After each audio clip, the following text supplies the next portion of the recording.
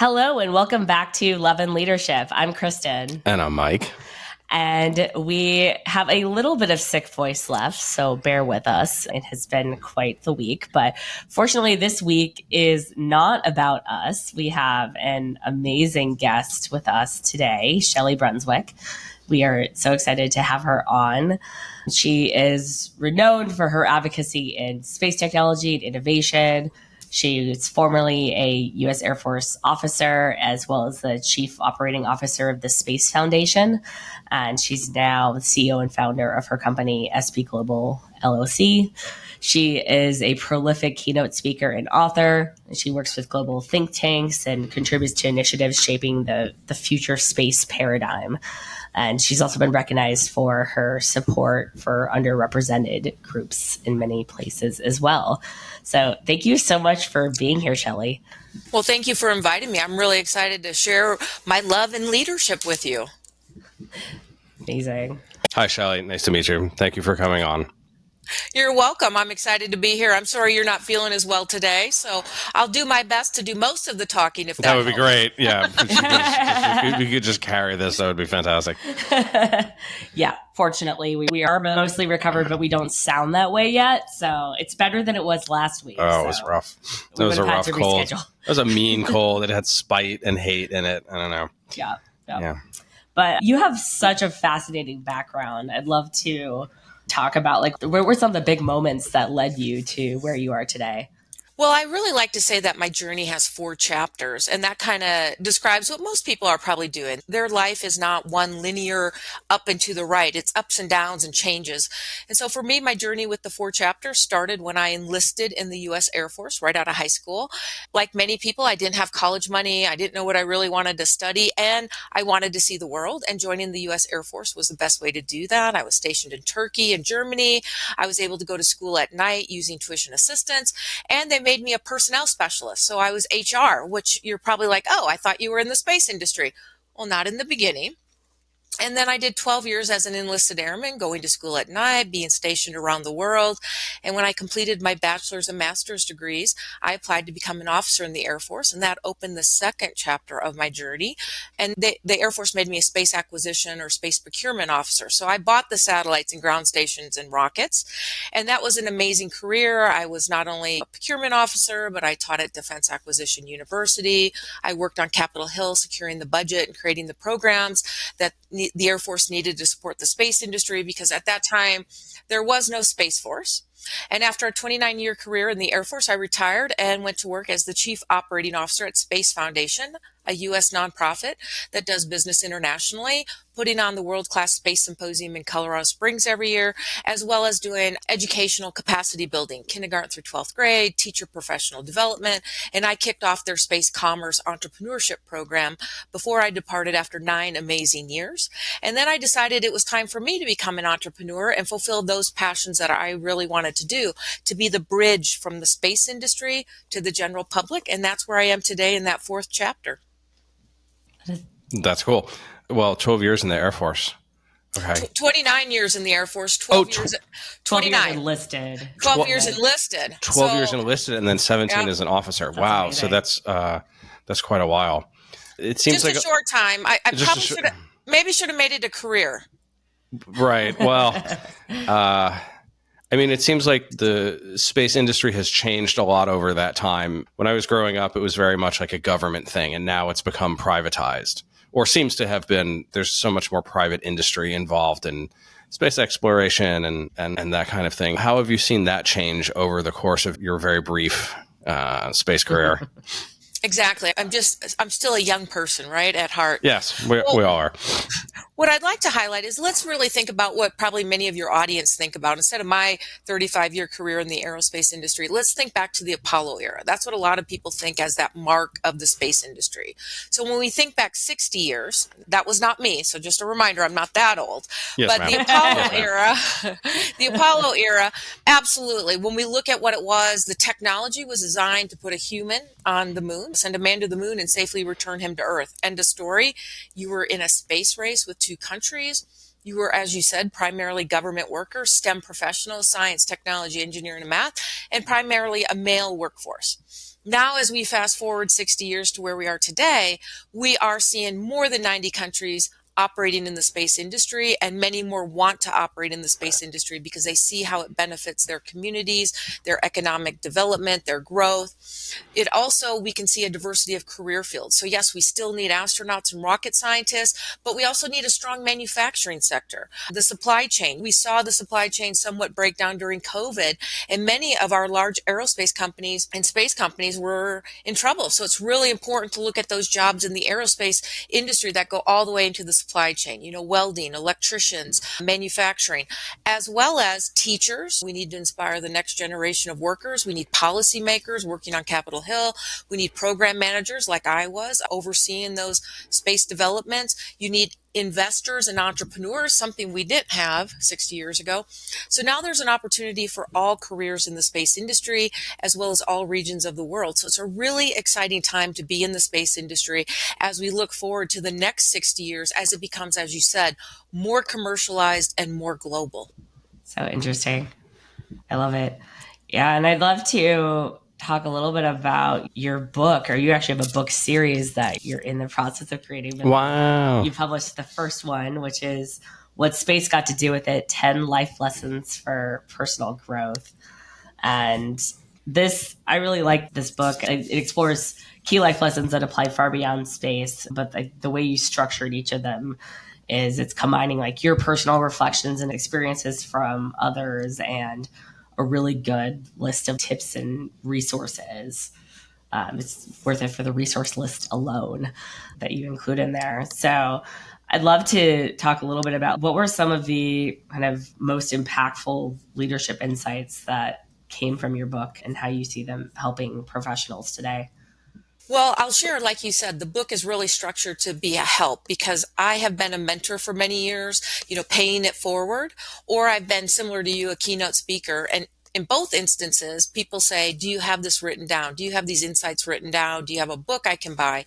So when I wrote the book, it wasn't really about my story and what I wanted to share. Whenever you communicate, whether it's writing or verbal, it's about what does the audience want to hear.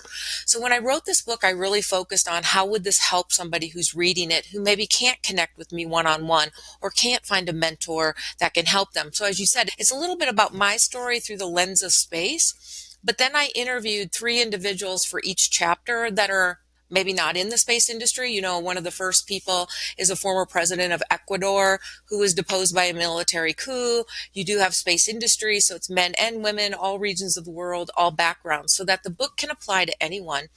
But it's the section you talked about, turning insights into action. What can somebody do next? What are some free courses, articles, webinars, individuals they can follow, find role models that can help them take the next step, just as if you were coaching somebody. So that was really important as I focused on writing it. And as you highlighted, it was based on real life experiences. I'm sharing those lessons learned. Like when I first was offered, is a strong word in the military, offered to become a space acquisition officer, I didn't want to do that. I didn't know what that was. I'd been in personnel. I was HR. I wanted to be an HR officer. But fortunately, the Air Force makes your decision for you and you salute smartly and carry on. And it was just a highlight of how many times the biggest thing holding us back is us. We're in our comfort zone. And sometimes it's hard to have the foresight to see what stepping outside that comfort zone is and what opportunities will open up. And so I share these lessons. And the other part of sharing the lessons is I was invited to be the commencement speaker for Colorado State University Pueblo. And when I met with the president of the university and I said, I'm honored to be the commencement speaker, what's your theme? And he said, keep it real. My students may not know what they're doing tomorrow. Share real lessons of ups and downs. Don't just tell the good stuff. And sometimes we see only the good stuff on social media. So it was part of authenticity. So the first 3 chapters of the book are from that commencement speech I gave, keeping it real, ups and downs, setbacks I've had. So it's really authentic, and hopefully it inspires somebody else to realize, whether they're in Africa, South America, Asia, North America, that these lessons will apply to you. And no matter where you are, you can overcome barriers to maybe allowing you to accomplish success and achieve your goals. I love it. How do you feel like space, like the space industry and the trajectory that it's had, informs leadership for you, and what kind of lessons does it provide? Absolutely. That's a super one. And I am looking at writing a book on that, entrepreneurship and investing. But I think a lot of things we can look at in the space industry for leadership is risk taking. A lot of times in the space industry, it is talking about taking risk. A lot of times companies and industries and governments are very risk averse. You want to have a 100% solution, but a 100% solution takes a lot of time and energy and effort, and you may never fully be able to eliminate that risk. What the space industry's done really well is how do you mitigate risk? And if you do have a challenge, a rocket blows up or something doesn't go right, how do you learn from that? And then recover quickly. So those are some of the things the space industry and entrepreneurs have demonstrated, the ability to take on risk, mitigate risk, learn quickly, and then move forward to the next thing. And I will say we've seen a lot of amazing space companies, whether it's Blue Origin or Rocket Lab, but there's also beyond going to the moon or onto Mars, space is really here benefiting us every day on Earth. For instance, we're using telecommunications to record this interview, and telecommunications, as you can imagine, is from the Apollo era. It's how they figured out how to talk to the astronauts. So a lot of times you are using space technology in your daily life and you're not realizing it. A great individual from the French Space Agency anticipates that you connect with a satellite 45 times a day, but you're not realizing it. Your little phone connects with weather, your bank, GPS. There's algorithms in your phone. And even more important, all those selfies, many of the technologies in phones came from NASA imaging technology. So space is really part of your daily life. And that's what's making it so exciting. As we continue to explore, we get to take that technology we're learning and bring it back to Earth. As you were saying that, I started to remember growing up, and we had Velcro, and we went from tying your shoes to Velcro. And then I remember, oh yeah, that was from NASA, right? Like they invented Velcro for astronauts, and we had Tang, and I don't know. Tang is not actually a space technology, but they did benefit from the space industry. I see. The Tang was a joke, but I think probably what you're saying is we're using things all the time, every day, that have been developed for the space field. And there's an ancillary benefit that it's like fashion, right? They have a fashion show and it's very couture and things like that. And then 6 months later, it affects the color of the sweater that you buy at Macy's. You watched The Devil Wears Prada too. I did watch it. Yeah, I did. I also watched like every season of Project Runway, and I started to understand that as an artistic medium. I was like, okay, this makes sense now. Absolutely. Well, even my husband, it's even using technology every day, from your blueberries in your cereal to getting to driving or the bank. But even my husband was a firefighter for 30 years. And thanks to that Apollo era fire retardant clothing, he was able to come home every day safely. So we take advantage of all the great things that we're using every day that's come from the space industry. And I know for every man out there, and many women, WD-40, one of my favorite things to stop squeaks and things, WD-40 from the space industry as well. It'd be interesting to like go through a normal household and assemble like the box of actually all of this comes from. And it's probably like, I don't know, 80% of stuff. Like space is at the forefront of industry and technology. Yeah. And NASA has a website. I can't give it to you right off the top of my head, but NASA has a website that shows space in your daily life. And they have this home and you can look through it. So they do have a interactive kind of screen on their website where it shows you some of the products in your daily life you're using. But I even said like your cereal might have been manufactured in the US, but the blueberries may not have been grown in the U.S., especially if it's like it's winter here in Colorado. They were shipped here using GPS navigation and transportation activities to bring you your blueberries in your breakfast area or your bananas. So everything you're probably consuming in a daily basis, multiple times you're interacting with how space is providing you those products and services.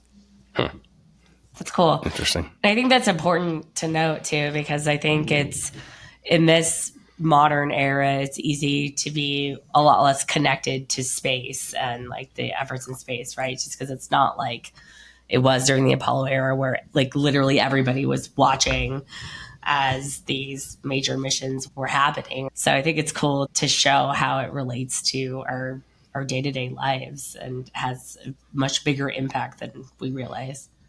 Yeah. Absolutely. Oh, go ahead, Mike. No, I'm sorry. I was thinking that when I was young, we were watching the shuttles go up. It was anything going into orbit was a tremendous event that everyone was paying attention to. And now there's just so much activity. It's just part of like daily life at this point, it seems like. Exactly. And so it gets forgotten. And that's why it's really important that I started my company to be that bridge from the space industry to the general public, highlighting how space is benefiting us. I was going to share when Kristen had her comment, but share about space as part of all the emerging technologies. Yes, it's about orbital debris and rockets, but it's artificial intelligence and virtual reality and additive manufacturing and better energy and energy storage solutions, biotech. It's part of all those emerging technologies that you see. It intersects with space, as well as every economic sector has a space component. So there's the space economic sector that I call space, and that's your rockets and satellites. But then think about, you talked about finance or agriculture or education, traffic, transportation, public safety. All of those other separate economic sectors all have space coming through it. So for individuals listening today, either it's a great opportunity for you to be an entrepreneur and commercialize technology in those economic sectors, or for young people listening, it's a great opportunity to look at pursuing those passions that you're excited about and taking that twist of how space can help you unlock the mysteries of the universe and apply them here on Earth. Absolutely. Yeah, I'd love to talk a little bit about when you're talking about what space teaches us around like risk mitigation and management, because, it's funny. I come originally from like a marketing background, and there's like always a saying that's going around like, oh, we're not saving lives here. But when you compare that to something like space, where the stakes are very high, and even when people's lives are involved, you're talking about very expensive endeavors along the way. So I'm guessing that the stakes feel very high across the board. What are some of the lessons around like leading in high stakes situations that you can share with our audience? Absolutely.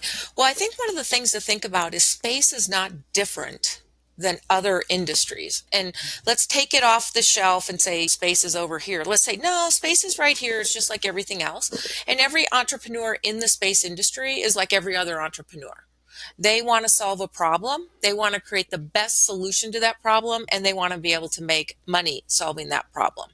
And so when you just break it down to those bare components, then it's easy to understand what the solutions are. So we can look at healthcare activities. They're doing experiments on the International Space Station to help solve and look at cancer. It's easier to grow some cancer in the microgravity environment and look at things a lot faster than it is to do that research on Earth. The other thing that's really exciting is one of the entrepreneurs I know, Dr. Nicole Wagner, not a space person, but actually a medical doctor. She wants to solve macular degeneration. And macular degeneration is an eye disease. I see you nodding your head, but for your audience, runs in my family. Okay. Yes. So it's an eye disease that robs people of their sight as they get older. And right now there's no real cure. There's some treatments to prolong it, but no cure. And what Dr. Nicole Wagner wants to do through her company of Lambda Vision is 3D print lens replacements on the International Space Station to solve macular degeneration and give people back their sight. Now, she's not doing this on the International Space Station to be cool or have a space hook. She's doing it because the way you 3D print the protein layers has less waste and anomalies in the printing than what you do on Earth. And she's working with the FDA, she's working with NASA, she's working with a company called Space Tango that's helped gets her material to the International Space Station, 3D prints her lens replacements, they come back, and then she's going through all the normal FDA trials. So there's this way of incorporating space that can help solve problems faster, reduce waste, provide that return on investment. We're seeing a lot of investors that are out there looking to invest in the space industry. 10, 15 years ago, it was much further off to look at lunar landers, mining on the moon, mining resources. But you're now seeing those real space activities become real business plans. So there is some risk, obviously far more risk to launch a rocket, land on the moon, look at resources, send human beings, but ultimately those risks can be mitigated. And when you tie in not only the research application, it's great to do research, but you can tie in the real return on investment for companies and citizens here on Earth. You make space a really good business case. You said something about solving problems, right? I think people have that kind of vision as your doctor too. They're solving problems that I think some people don't even see. There's a creativity in entrepreneurship like that they're, what is it? Like the saying is, talent hits a target no one else can, but genius hits a target no one else doesn't even know that's there. I never would have imagined that 3D printing proteins in space would be, how do people think of this? But it's limitless when you factor all that in.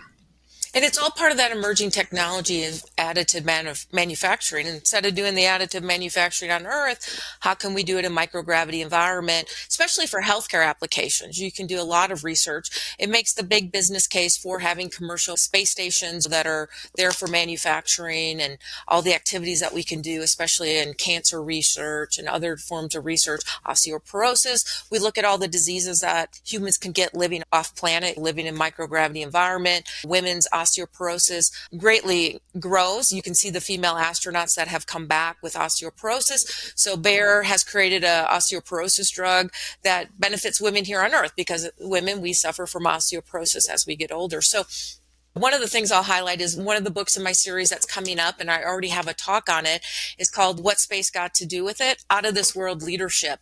And it focuses on 3 big areas. It's about inspiration, authenticity, and then gratitude. And we already talked about authenticity a little bit. As we're doing the recording, I shared, unless I quote something incorrectly, we'll let it flow, because, your listeners expect leaders to be authentic. They don't want them to read statements. They want it to be free flowing. They want it to be fun and conversational.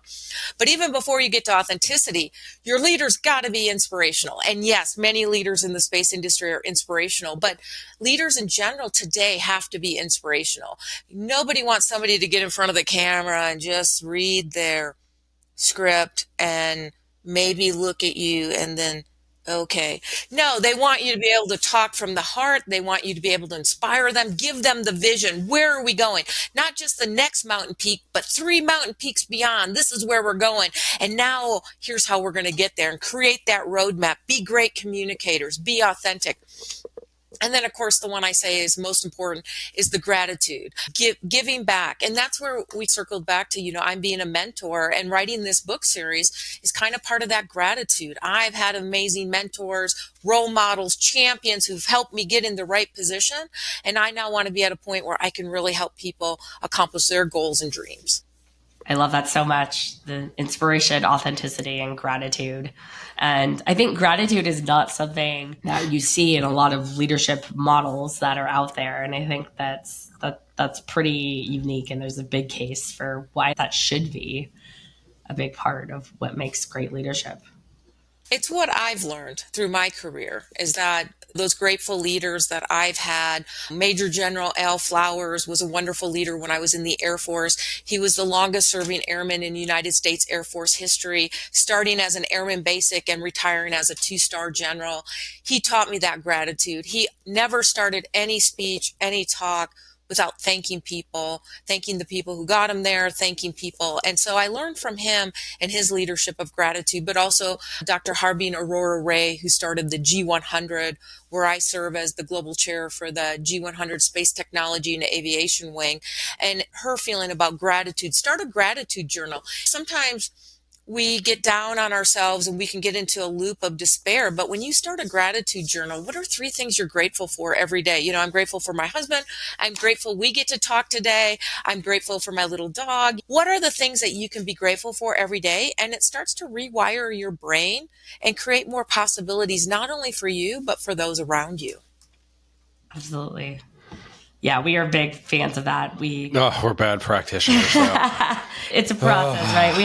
We have a practice we try to do consistently, but how consistently we're doing it depends. We're not doing it. The week. We gotta start doing it again. But when we share at the end of the day, we each cover what were our biggest wins from the day, what are our intentions for tomorrow, and what are we grateful for. and using the kind of specified gratitude as well. So like coming up with like specific things that we're grateful for. And when we do it regularly, it makes all the difference. Yeah, it's exactly what you say. It's a rewiring of the brain. I think like evolutionarily, we're wired for negativity because it keeps us safe. It's like the more suspicious you are, the more like you react to like, what was that noise? That's bad. You tend to like protect your physical body in a more ancient epoch, but it's not good for outlook or positivity or happiness. Those are more elusive. So I have to ask though, I'm curious, we're kind of at a turning point in technology, right? You reference the Apollo era, and I grew up very enamored of NASA and the astronauts and the shuttle. And we went to the moon before I was born. And now what are we doing? Right? Like people are starting to talk about, are we going to Mars? Are we going back to the moon? Will we have space hotels? Will we have a colony on the same, I can't remember his name, but the same guy who wrote The Martian wrote a book called Artemis, and it's about a city on the moon. Like, is that happening? Is that coming? Or is that still kind of science fiction? No, it is reality, and the technology is being developed. There are some amazing companies that are doing that. I believe we have a rocket that's going to be landing on the moon soon with some lunar landers and some other examples. And so the process is there for the Artemis program that's being run by NASA to return to the moon in this time to stay, to create an international space station that orbits the moon. It'll be smaller than the ISS, but it'll be called Gateway. And it'll be less likely that the astronauts stay on the moon. They may go to the moon and return to Gateway initially, but absolutely there are studies being done, like how can we live on the moon? One of the biggest things that was discovered was water. Frozen water can become not only drinking water, but H2O, so it's oxygen, so we can create oxygen environments. It also is the ingredients to create rocket fuel, so you can get to the moon. And they're looking at, do you live in underground cave areas? And then from the moon, can you go on to become an interplanetary species? And that's absolutely possible. Now, the biggest thing is the timeline, the expense. The governments cannot just pay for that on their own. There has to be not only the research component, but the return on investment for companies. There's helium-3 on the moon. As I said, there's a lot of things that can be done to create products and services in space, in microgravity environment, just off Earth in that low Earth orbit. But then what does Mars have for us as well? So those things are being done. It's just a matter of the timeline, and where we are 2050, 2065 is some of the timelines I'm seeing from the European Space Agency or some studies from NASA. But, technology breakthroughs happen all the time, and so you never know what the next big leap could be. What do you think the barriers are to like interplanetary? I mean, that's a big topic, right? Like interplanetary colonization. That's a lot of steps from where we are now to Star Trek, right? Well, I'm going to start with the biggest challenges. We're human beings, and we were born on a planet that has gravity and has a shield, an atmosphere that protects us from solar radiation. So some of the challenges we've seen from astronauts living on the International Space Station for a year. Again, I talked about the bone loss in women, but men seem to have eye problems. Your fluids don't run properly because your body's not in the gravity it was designed for. Over centuries, we haven't evolved to living in space. So there's a lot of human challenges. That's not my area of expertise, but there's some great thought leaders out there like Dr. Vanessa Farsadaki, who's very familiar with space medicine and the challenges. So yes, I think the technology challenges, energy and energy storage, growing food off the planet, building habitats, probably using robotics for a lot of these things, loneliness, because you got to remember, you're going to be separated for long periods of time with a small crew, delays in communication on the moon, but even more on Mars, the inability to return to Mars quickly. If there was a challenge on the moon, you could probably get in escape pods and come back to the Earth easier. So there's a lot of challenges in technology, but I'm going to say one of the biggest ones is we're human beings. We were designed to live on Earth. How do we protect ourselves from the challenges of living in another planet, another gravity, cancer? Obviously, I talked about solar radiation is happening. We're protected here on Earth. We're not protected. The German Space Agency is doing a lot of research in those human activities of living off planet. So that is probably one of the biggest challenges. as being an interplanetary species, you could say we already are one because we do have rovers on Mars. And I do see rovers and artificial intelligence and virtual reality and those technologies helping us propel onto the moon and Mars. And we're already doing other exploration in the solar system. Voyager is still going, right? So we are sort of an interplanetary species. However, we're not doing it in person yet, but as time goes on, we will eventually get there. Yeah, you mentioned the radiation. I think people don't think about that. I remember last year I read a story about a flight attendant who was suing her air carrier because she had experienced a very high level of radiation because she had flown so many international flights, and she had flown, I guess, over the pole so many times that she had actually developed cancer from the radiation because there was less protection as far up as she was. And she was on so many long flights it was like a 30-year career or something, but her body showed the results of that. Yeah. Yeah, absolutely. Every time we fly in a plane, it's like getting an X-ray. And the longer the flight, and we know the poles, they've had some ozone layer holes in them. So absolutely, I can't comment on the case itself, but yes, that is a challenge of living off the planet that has ozone protection and an atmosphere. And so it's really important that we protect our atmosphere. Many of the astronauts, or even William Shatner, we know Captain Kirk has gone to space. And you see that thin line, that's our atmosphere. And when you think about it, think of an apple.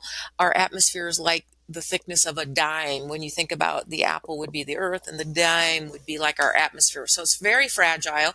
And the difference between our planet and Mars is Mars's atmosphere was ripped off. And then once it lost its atmosphere, and part of that was it slowed its rotation, and I could get into all the mechanics. Right now our planet is still spinning. We have an iron core. It's generating this atmosphere and this protection for us. Mars lost some of that. It was hit by other planets. It slowed it down. It lost its atmosphere, and now it's being bombarded with solar winds coming off the sun. Our sun is obviously life-giving, but also life-taking. So that is part of the differences between the Earth and why we have life, and Mars, we assume at this moment, does not have life. It may have had life at one time when it had an atmosphere and it had water. And so we can go into more detail on that, but it just gives the importance of our atmosphere and why our planet is hospitable and has created an environment we as humans, as well as all the other life on Earth, can exist because we are already in space. We are made up of space. We're made up of the same things as stars, and our planet is this big chunk of rock that's orbiting in space. So you're already on a space station called planet Earth. Why are atmospheres so, maybe you're not the, why are atmospheres so rare, right? There's not a lot of atmospheres out there. It seems like what they call the habitable zone or something like that. A lot of things have to be right for the development of life. And that's a big question, right? So I'm going to leave that to your engineering experts, because I'm going to share with you that I'm both a traditional space person and a non-traditional space person. And what I mean by that is I came into the space industry through the military, which is a very traditional form of coming into the space industry, but I am not a STEM professional. I am a business person. I have an undergraduate in business and an MBA. So I'm that person who's like, let's create a company and I'm going to hire smart people like engineers to help me figure it out. So I share that with you. But, a quick 2-second would be, part of it is we do have a moon that created this tides within the oceans. And they believe that because of the tidal system and the shifting of the goo that was, in that primordial growth is how life started and formed because of the way the tides mix things. So it is a really unique thing where, Venus is too hot, volcanic, Mars is, we could live on Mars, but it's very challenging. There's, we can't just use solar panels. I mean, there's a lot of challenges to Mars. It's doable, but not as easily as Earth. So yes, are there other solar systems that have exoplanets that are in a habitable zone? They are discovering that those do exist. Do they have life on them? We don't know yet. I guess we'll find out. But there is a really good show called How the Universe Works, and I love that show. You can go online and watch them. They also come on, I think, the History Channel, and they have one of their series. I watch it all the time. I love it. It's a great thing, How the Universe Works, and they probably have one that tells you exactly how Earth formed its atmosphere and how Mars formed an atmosphere and then lost its atmosphere. Yeah, that's super interesting. And definitely is beyond my base knowledge about space. You've just tickled all my sci-fi love. Yes, for sure. Well, Yeah, life is wonderful. It's amazing. And to even think, I'm wearing my star jacket for you today. All of us are made of the same pieces of stardust that formed our planet and the stars. We are made of those exact same things. I love it. Yeah, I'd love to hear from you. Like, obviously, there's a lot of potential in the future of the space industry, and there's so many different interesting components of it at this point. Like, what would you love to see happen in the next 20, 30 years within the space ecosystem? Well, I think it's a really exciting time as we're seeing more nations come into the space industry. And what I mean by that is, how can these nations benefit from the space industry? We've seen how the United States has benefited from the investments made in the Apollo era. For every dollar that was invested in the Apollo era, it was a $7 return on investment. And according to NASA in 2014, for every dollar invested, it was a $40 return. It's a $40 return. And that's a return to creating economic growth. So everybody who's out there creating Uber, Airbnb, the next greatest app, they're all running on the backbone of cybersecurity and space technology to unlock economic growth. And so as we provide that space opportunities for other emerging space nations, you're going to continue to see workforce development and capacity building, great jobs, economic growth and development, but ultimately not just growth for growth's sake, but growth in how it benefits humanity. We talked about osteoporosis treatment or cancer or macular degeneration. All of these things that are brought to us thanks to space technology and investments from companies are benefiting humanity, and that will continue. And then as we continue to go on, what will we look at as we become that interplanetary species? First, probably with robotics and artificial intelligence. But just imagine, this is a Sunday afternoon for us. We put on our virtual reality and we do a tour we go to Jupiter for vacation. And it's kind of like the holodeck in a Star Trek movie. So there's a lot of excitement what the future holds. And I'm really excited about that. And what's going to be great for your audience is they all are playing a part. You're already playing a part because you're building that awareness of what's out there in the space industry. But for teachers, you're out there bringing space into the day-to-day classroom, making it fun, exciting, creating the next generation of astronauts and Martians. For community leaders, you have the ability, if you're running a company, to bring in student field trips so they can see what you're doing in companies like Blue Origin or Astroscale or Orbit Fab and see how they can be part of that next generation of space leaders. And if you can't bring them in your company because maybe it's not open to that, maybe you can sponsor their class and come and be a speaker. And then, of course, for parents and grandparents, one of the best things you can do is take your kids and the neighbor kids and go to a science center or a museum or go out stargazing and look at inspiring kids to pursue space careers and STEM careers. And there's great tools with NASA. I shared already has some great websites on educational material, as well as the International Space Station. If you go to their website, ISS Lab, they have some great K through 12, kindergarten through 12th grade educational material. So we're all part of that future of space, teachers, community leaders, and parents and grandparents. So cool. I love it. One thing I'd love to touch on as we get towards the end of this interview, since this is going to air pretty close to International Women's Day in the month of March, of course. So what's your advice? You're very active, and we actually connected via the Women in Tech Network and in some of those efforts. So I'd love to hear from you. What is your top advice for women who want to achieve this level of leadership and success? Absolutely. Well, that's the next book I'm working on. And it's not just for women, it's for anybody, but obviously it will help women. And it's called My Interstellar Guide to Success. And it's about some major steps. It's about leadership. It's about awareness, access, and action. So leadership, it all starts with leadership, whether it's in the boardroom, the C-suite, the frontline supervisors, or self-leadership. We are the CEOs of our own career. Every student out there, you are the CEO of your own career, your own journey. So take action. That second step is you got to build awareness. And that's a wonderful thing about this podcast today. We're building awareness of the opportunities, not only in the space industry, but all the other economic sectors out there and how space plays a role. So there's opportunities for everyone from high school graduate to PhD and everything in between. We're then talking about creating access points. Are there programs? Like I mentioned, NASA has some great programs online. International Space Station Lab has some programs, but there might be some hackathons or challenges you can get involved in that can help create access points into the space industry. And then the third component is take action. Get the training you need, whether it's formal or informal. Join fellowships, do volunteer work, join those networks that are out there, whether it's Space Generation Advisory Council, the United Nations Office of Outer Space Affairs, of course, Women Tech Network, which is open to men and women to be mentors and proteges, as well as then find a mentor. So that's my Interstellar Guide to Success. I think it helps women, but it can help anybody accomplish their goals and objectives. Amazing. Well, I think we're probably at a good place to wrap up. Is there any final tips or guidance that you would love for emerging leaders to hear? Absolutely. The sky is not the limit. There are no limits. Ooh, that's a good one. That is a good one. I love it. It's a great quote. That's a great quote. Amazing. The sky is not the limit. I mean, that's true, right? Like, we have these like sayings with language, but there's a reality to it. Space keeps going, right? I don't know if it's 14 billion light years across and growing, but it's pretty big, and if you can dream it, you can make it happen. I love it. Absolutely. And that Interstellar Guide to Success will help you accomplish those goals and objectives. So I've been excited to join you. And for those looking for me, you can find me on LinkedIn.